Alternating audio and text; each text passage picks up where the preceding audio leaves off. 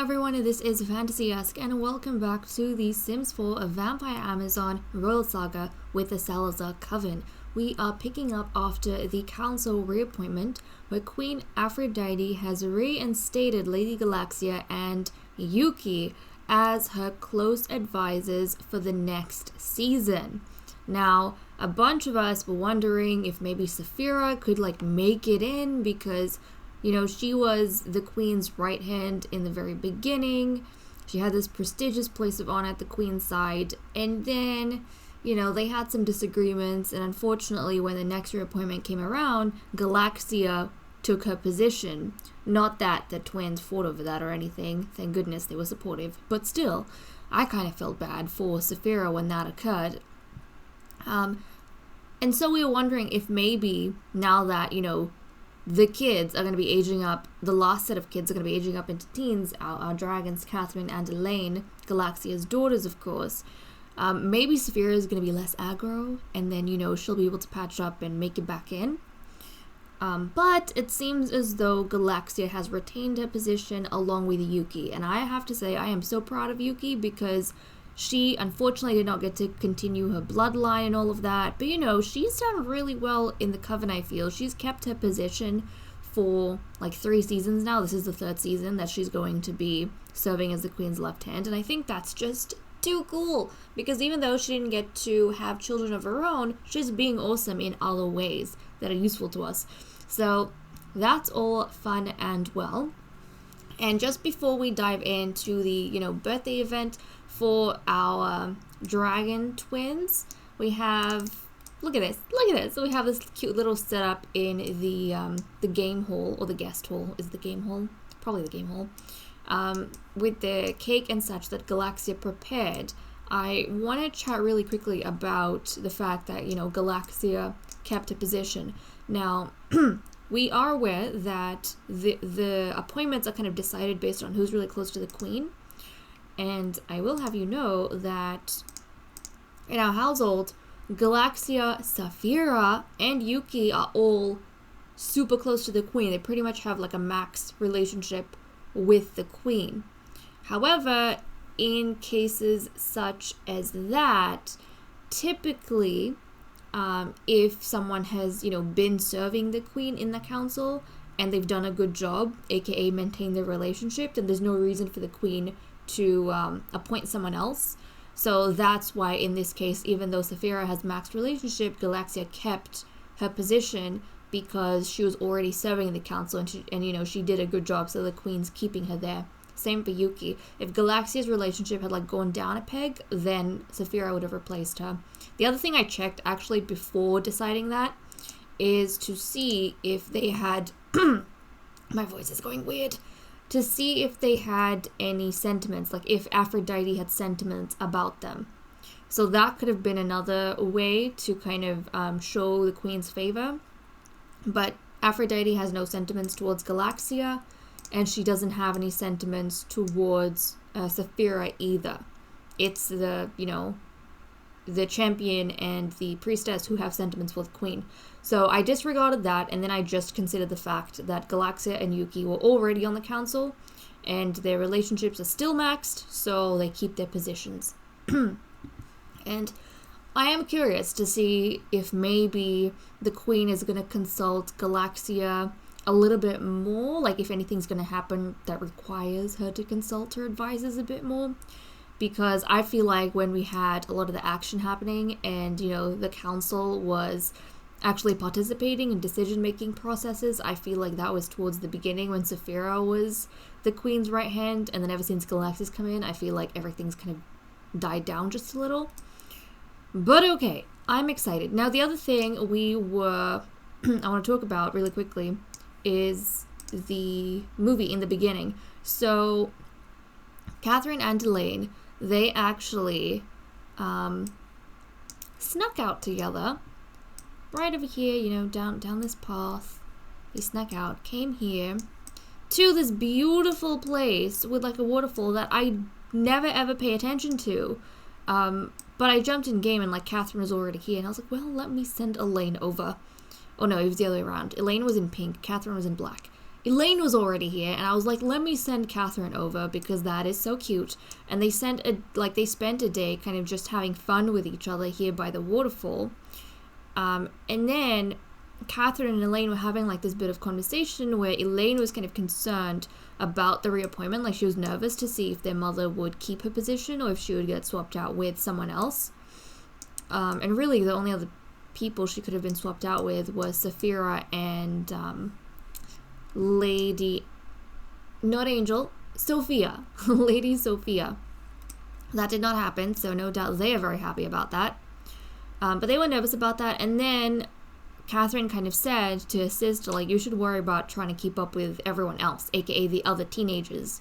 But then Elaine was like, I don't think we'll have to worry about that. And we spoke about this in the previous episode because they are, because they are younger, because they are not, the royals, because they're not impures. They really don't have much to worry about. They don't have to prove themselves like the Dravagers do. They don't have to work really hard because, challenging the queen is on the line. The throne is on the line. They don't have to do that like the princesses. And they're quite young, so, they don't necessarily have people looking up to them. They're looking up to the others. So they can kind of take it easy, I think. Which will be interesting to see as they get older. I mean, there is a potential then for them to become a little bit lazy, but maybe they won't. Maybe they won't, because Catherine, you know, she's the priestess in line, and she's actually a bookworm.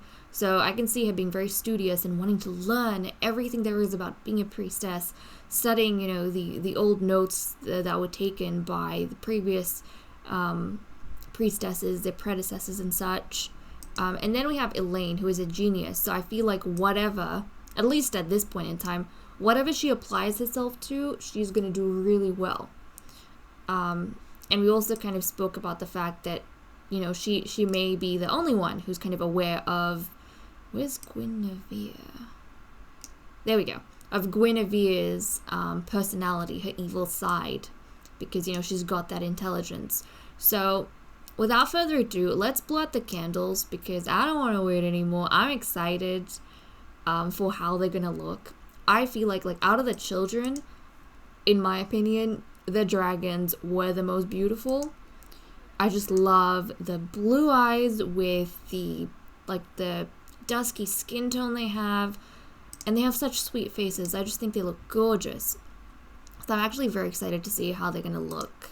And of course, at this point, I'm pretty sure that the trait thing is just no longer happening. Again, I am unsure as to what's going on with that. So I'm just going to do what I've been doing with everyone else, which is randomizing their traits when I give them a makeover and cast, and then, you know, coming back and explaining to you guys how their personality has progressed. So, okay, let's get Catherine to blow out the candles, and this is going to be like just a private little celebration with the family members, because, again, the nobility, you know, it's not like the princesses are having a birthday that everyone needs to invite it to. Just a sweet and small little get-together with the coven members. So let's go ahead and since, you know, it's not the Dravage birthdays, like Ciri wasn't even invited, which is kind of sad, but yeah, she and Myron weren't invited. It's just gonna be like the little coven members. So let's blow out the candles, Catherine. Let's see, Catherine. I'm excited to see how she's gonna look. Now, I have to say, because their eyes, you know, face paint eyes that I put on, they're not gonna have the correct eye color growing up. But we're just gonna have to ignore that so we can, you know, study their faces and such. And then when I'm giving them a makeover, I will fix their genetics and give them the proper face paint eyes as opposed to have like the blue ones. Or the light blue ones. Okay, here she goes. Now, she and her sister are identical, but they have minor differences. So, you know, we'll be able to tell them apart, I feel, maybe. Oh, look at her! She looks so sweet! Oh, she looks so cute. She looks so cute. Look at that. I mean, I don't know what the heck they're wearing. And yes, she has the wrong eyes. She needs blue eyes, and I will fix that. But she looks so cute! I think she'll look lovely once she's got like a makeover. And I'm curious to see how Elaine is going to look different from Catherine. I noticed as children their eyes were different, like the eye shape. They have different eye shapes. And I'm wondering how drastic that difference is going to be once they're teens. Come on, honey. Come on, come on. Let's blow out that candles, you cutie pie. Let's blow out the candles. Okay, here she goes. Here she goes. Up, up, up. Okay, here we go. Here we go. Let's take a look at her. Okay, she looks adorable too. Now, jeez. I'm in someone's head. It was the evil Guinevere. Now, where did your sister go? Oh, she's sitting down there. Okay. They look, again, very, very similar, but I can't tell the difference between them right now. I'm sure their eye shape is different, but I think once I've given them a makeover and we have them side by side, then we'll be able to tell the differences in their features a lot more. But I'm happy with what I'm working with. I'm not gonna lie. I am very happy with what I'm working with. So let me just tidy them up. Actually, let me glamorize them, because that is what I do. And then we shall be back. Okay, I am done with the makeovers of our dragon twins, Catherine on the left in dark red and Elaine on the right in lilac. They do look lovely, I will not lie. And as far as I can tell, they're both identical in every way, except for the eyes. Now, you guys can correct me if I'm mistaken, but I think Catherine on the left, she's got like Galaxia's eyes, and then, her eyes look more like Galaxia's do, and then Elaine on the right has Peyton's eyes, her father's kind of smaller eyes. So that's the only difference that I noticed and I could see between the sisters. But okay, let's get into their personalities. Now, all of the outfits obviously follow this theme, and I'll show you their dark forms as well in a second. But they got some interesting personalities. Some of which I was thinking about, but I did not expect. Like, it was more of a what if scenario. Like, what if they had this and this trait? That would be so odd. But then they ended up getting it. So, anyways, we're starting off with Catherine. Now, we know that she is a bookworm already, and as priestess in line, we kind of imagine that she would be super interested in everything that her mother's doing. She'd, want to look up all of the things written by predecessors in the same role, and learn as much as possible, about the responsibilities that she's going to have in the future, as well as the abilities that come with that. Now, the trait that she developed as a teen is romantic. So that's kind of exciting for me because yes, they're all like, these guys, they're like a cadet branch of the Salazars, obviously. But in this current generation, the dragons and the Dravagers are cousins. Like, the game considers them cousins because they are. But they are not considered cousins by the game of the Salazars. So there could be a potential romance between Catherine and one of the princesses. So there is that, which is fascinating. And, at this point in time, because they're not doing any breedings, because they're not interacting with males, that is kind of like the only romantic pathway that I see for her. But I can imagine, part of her reading and researching, being a bookworm, is possibly also reading fairy tales and stories about true love and such. So maybe she's kind of developed a bit of a romantic thing on the side, like this idea of romance and true love that she wants to pursue. So there is that. And then we have dear little Elaine. So Elaine, she looks so soft and so sweet, and she's a genius. We know that about her, and I always imagined her being like a quiet, kind sort of younger sister who's kind of invisible usually, but she doesn't really speak her mind that often, but she's very aware of things around her. She's quite observant, and particularly I was talking about her being probably one of the only Sims that knows Guinevere. Sorry, Genevieve is like a long dead princess from eons ago, but I thought she would be one of the only Sims who knows that Guinevere is evil, because she's intelligent enough to see the signs and notice it. Now, what trait did she develop as a teen? Well, Elaine, guys, sweet Elaine, is a genius evil. No joke. She is evil. So I was literally thinking the other day, like, because I was thinking back to the conversation I was having in one of the episodes with myself about how, like, evil Sims, I feel, are very intelligent because, going out of your way to be nasty to someone and developing the complicated emotions to actually want to cause someone distress or harm, I feel like it requires intelligence. And also, if you're going to get away with it, then getting away with it, because, I'm sure you don't want to just be, I feel like with mean Sims, they don't care what people think about them. Evil Sims, they try and be a bit more manipulative. I don't think mean Sims are manipulative, but evil Sims would be. So I was having that kind of conversation, but then with, genius, evil's kind of like the other side of the genius coin almost, but I guess not quite.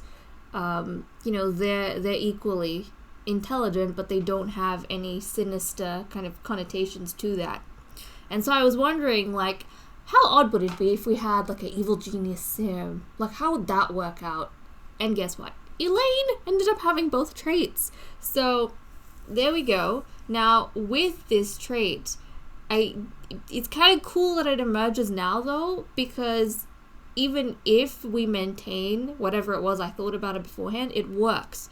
Why does it work? Well, we we all thought that she was this sweet, kind, quiet girl who's, noticing what Guinevere is doing and, keeping tabs on others. Just because, and she doesn't want to get involved with things, but that might not be the case. She might have just been observing other people in her young age and trying to figure out how she can utilize them, how she can use them against each other and play chess, So that evil side to her didn't really come out until this point. It was maybe always there, but it has been coming out now, right? Well, maybe when she was young, she was, a bit too intelligent for her own good, and slowly that kind of went into, that tipped into the dark side.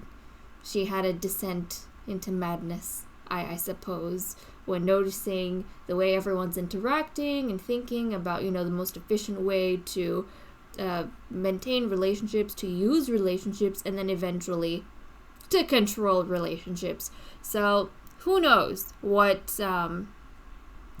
journey she had in her, head. But there we go. That's where she's at. And then it made me think, what about the difference between an evil sim and an evil genius? How would an evil genius be more terrifying than an evil sim? And I figured, well, maybe for the evil sims like Guinevere, they're plotting, but they're not really silent about the way they do things and feel. So they're always, with Guinevere, right? They always reveal themselves to at least one person. So Guinevere, the others don't really know about her tendencies, but she pretty much revealed herself to the Dravage twins because she looks down on them. And so the Dravages quite clearly know that Guinevere is evil, right? Because of the way that they've been treated by her. Whereas with an evil genius like Elaine, I like to imagine that they will never get caught. No one will ever know that they're evil, because that's just how well they hide themselves. So nobody else is gonna know that Elaine is not sweet Elaine. That is gonna be the thing here. She's always gonna know how to mask that, and who knows, she might use Guinevere for a lot of her own evil machinations, because she might see Guinevere as someone who is, slightly more easily manipulated. Why? Because Guinevere doesn't know. I feel like Elaine is going to be aware that Guinevere is evil, but Guinevere is not going to know that Elaine's evil. Sometimes she might feel a connection with her, but I don't believe she's ever going to really know that, Elaine's plans and such. So Elaine might end up using Guinevere for that, because Guinevere kind of thinks she's top dog, but in reality she isn't. It's the sweet, the quiet, the youngest Elaine. So there we go, guys. Now let me get them changed into their dark form so we can take a look at their appearances. But let me know what you think. I was mind blown. I was absolutely mind blown when she got that trait. So, okay, here we go. We've got a black and white duo. So again, Catherine in black and then Elaine in white. So a lot of, even Elaine and Catherine's colors, Catherine, she's got the more darker, dangerous themes going on, I feel. Color themes, a color palette.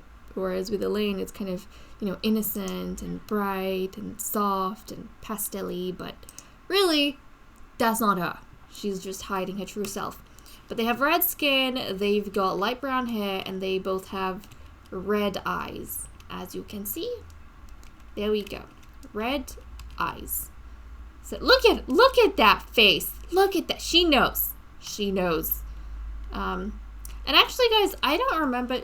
Are they related to the Devil Zaz in any way, shape, or form? I'm actually unsure. I'm not gonna lie. They're related to Clara Dantalopa. They're related to Clara. Is anyone related to... I don't think anyone's related to the Devil's Oz here. I don't think so.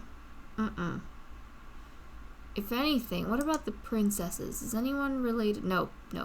The princesses quite clearly are related to the Salazars. That's fine. Let's see. Aphrodite. We want to go down. Which way? Zelda. Okay, what about these guys? Nope. I don't think we have anyone related to the Devil Dolls anymore, but, they've got that red skin, which in the past was known as kind of like the Devil Dolls demonic thing. But look, guys, evil genius right over here, and then a bookworm romantic. So, I'm quite intrigued to see how things are going to pan out. And I also feel like, for example, if Elaine ever, has an evil tendency, if she ever gets upset or mad at anyone, she's gonna hide it behind some other totally innocent and honorable reason. She's never ever gonna go ahead, because she's, she's intelligent like that. She's never gonna go ahead and just lay out what she's thinking and say, oh, well, I don't like you and you're beneath me and such and such. She's not gonna do that. She's gonna hide things behind honorable intentions. Yeah, which Guinevere doesn't really do. Or if she ever, she's gonna be smart. I feel like the people even that she is, with Guinevere, right? There's no way the Dravagers feel, hold on a second. There's no way the Dravagers feel guilty for any disagreements they have, because they're quite aware that they're being bullied. Whereas with Elaine, I imagine that if she ever gets into an argument with someone, she'll do it in a way that makes them feel guilty and makes them feel as though they've done something wrong to her, because, Elaine can never do anything wrong. So, that's kind of cool, kind of complicated, which makes things, scary. Okay, let's get her changed, actually, into her formal way, and we'll do the same for Catherine, just so, they can participate with everyone else. They can participate with everyone else and be all adorable. Look at them. So adorable. So, there we go. We'll let them be. And I'm quite curious to see how things are going to change. And I also want to know what kind of tendencies they have in terms of, everyone else. What kind of relationships are going to blossom. Who is she talking to? Guinevere! Look at that, she's talking to Guinevere. Now, also, another interesting thing is that Catherine actually, as one of the signs in her reading, got evil. So before we were thinking, it totally has something to do with Guinevere, and it still might, but now her younger twin is evil, so I wonder if it has something to do with Elaine as well. There's no telling. So see, things like this can happen and completely throw, whatever you predict out the window, because it's so unexpected. And she wants to be mean to Lagatha. Okay, are you friends with Lagatha? She is friends with Lagatha. Okay. Wow. I wonder how she's going to be mean to her somehow, but it's definitely going to be in a kind of a veiled way for something maybe that Lagatha has done and Lagatha's unaware of. And I also see her as someone who like will be mean to you, but then she'll apologize to you. So then if you think that, you know, they're going out of their way to make you miserable, then you'll be like, wait, but no, she didn't mean it because she apologized to me. So, okay, she wants to do that. Kind of surprised she's picking on Lagatha out of everything. Especially because growing up, like, they've adored their cousins. They have liked their cousins. At least that's what we thought. And we never really looked into their feelings about having their cousins, you know, kicked out of their chambers and them replacing their cousins. But I don't think they ever complained about anything. But then I figured, well, they're young. They're kind of just going along with everyone else's plans because they don't know how things at the castle work. But now I'm starting to think, Elaine at least, you know, she never had a problem. And she was probably happy, actually, that her cousins got kicked out and they got this place because they deserve it. You know, their comfort, that's the important thing. So there we go. And also it remains to be seen whether her relationship with her own sister is going to suffer. We know between the princesses things aren't exactly smooth. I mean, yes, they are fighting for the crown and the throne, so there is that added pressure in their relationship, but I feel like, you know, Elaine should kind of maintain her relationship with her sister. I mean, there's no reason for her not to. They're not exactly competing for anything. But I do think, remember how we said that Elaine, let's see. We have Lagatha, who's broodmother in line.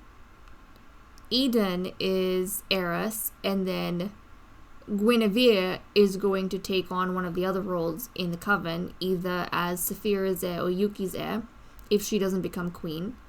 Catherine is the priestess in line, and that means that Elaine and Meredith are the ones that they kind of don't have a clear role.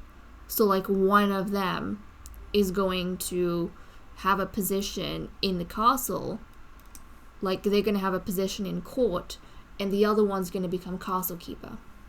And we don't know which one it is going to be yet. But I feel like Elaine, you know, now knowing the way she is, she's probably going to fight really hard to make sure that Meredith is kind of pushed out of the court, and that she, if anything, she serves as castle keeper, and that Elaine gets one of the positions in court.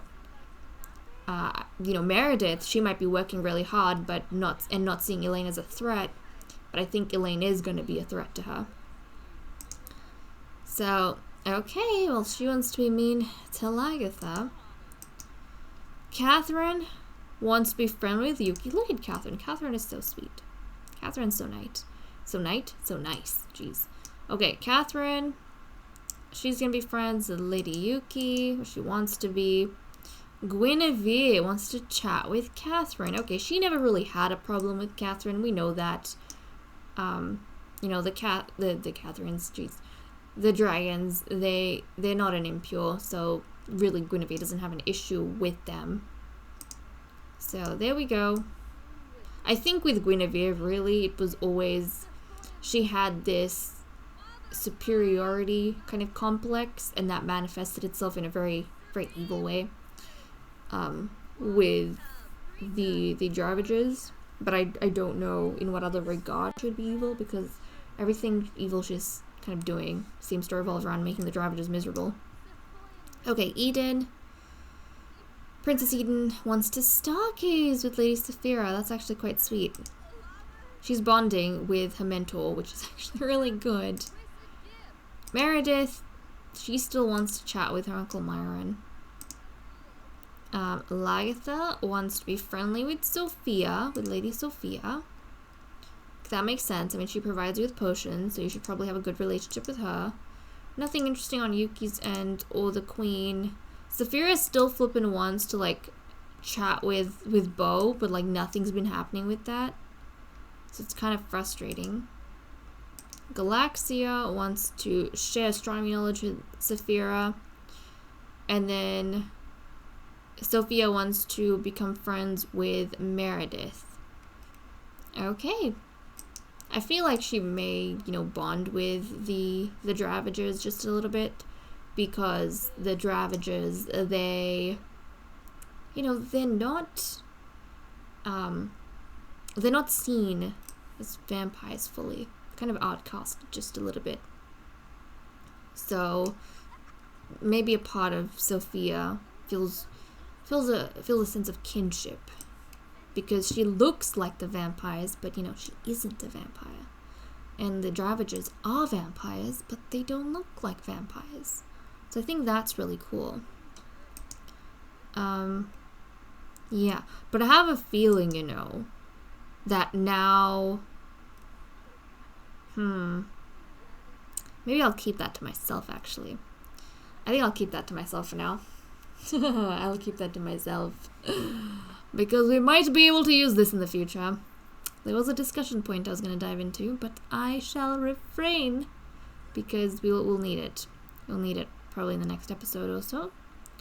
Okay, well, let's get started. Why don't we? Also, in terms of how the training's going for our various Sims, well, let's see. Saphira, she is actually a prime vampire now, thank goodness, which means that the princesses can now get training from the queen and Saphira, which is good. She's been working like really hard at that. And Galaxia and Yuki have been trying their best to Yuki have been trying their best to get their skills up as well, so that, you know, they also can help the princesses train and such. Eden has been working quite hard, and she is actually quite a bit ahead of her sister. They're both still minor vampires, but Eden kind of has the upper hand right now. She's a bit ahead of her. Lagatha and Meredith. Meredith is like the teeniest bit ahead of Lagatha, but you know, just compare this with this. So obviously everyone's attentions have been going to the princesses, so their growth has kind of been stunted, unfortunately, in terms of their vampiric powers. They haven't been able to get much training in that regard, and so they've been having to just spar with each other, and you know, that does help a little bit, but it's definitely going to take a long time for them to get anywhere with that. And then we have the dragons, the itty-bitty dragons who are still fledglings.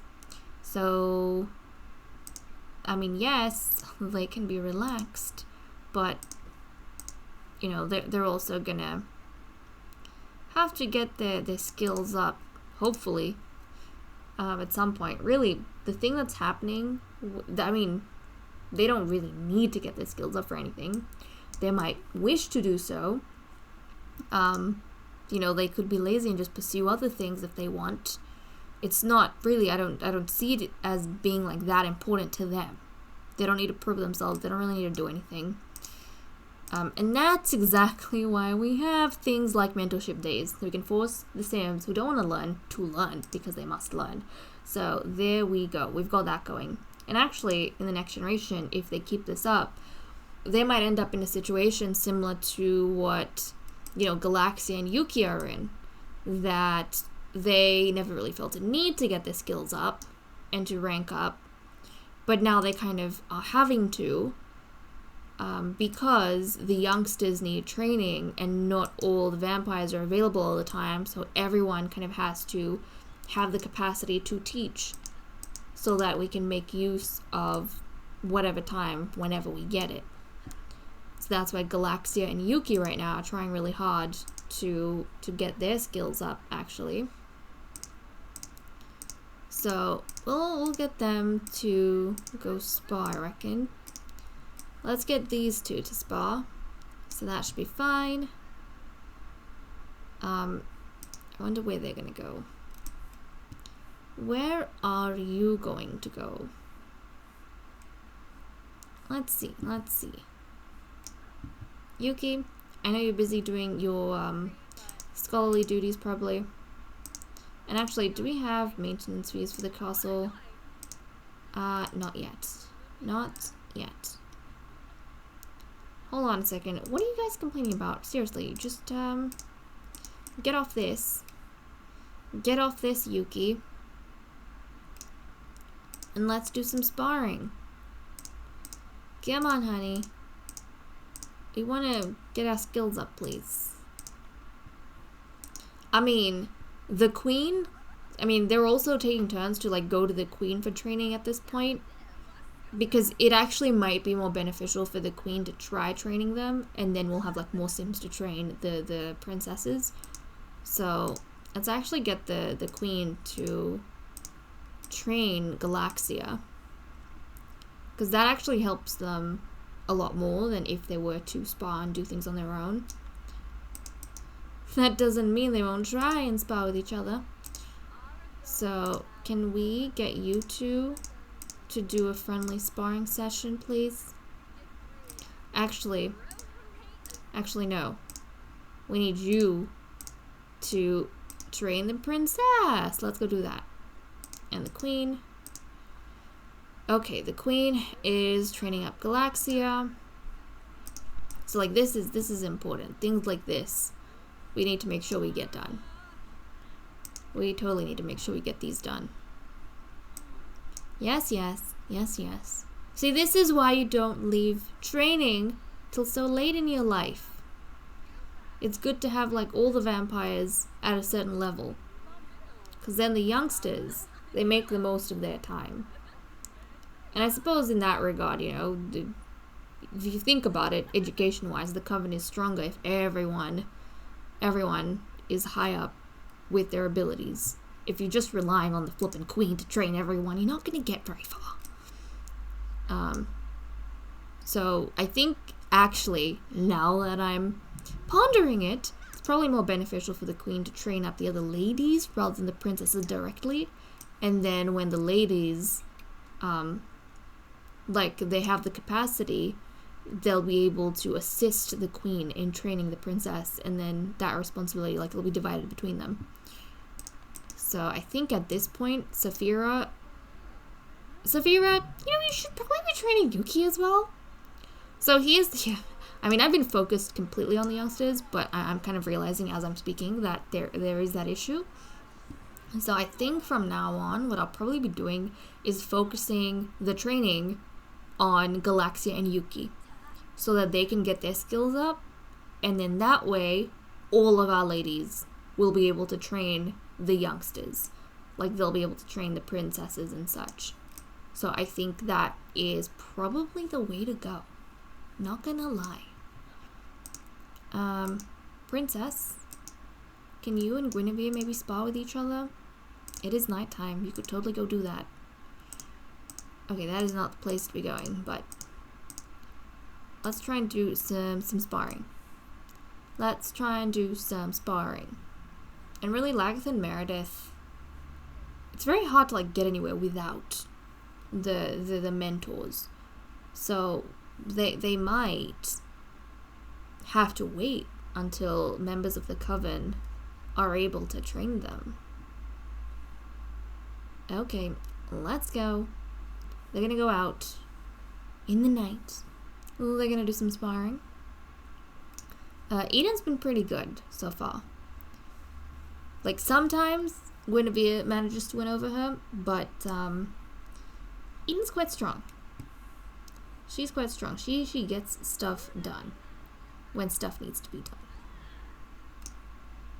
Okay, and here we go. Who's gonna win this time round?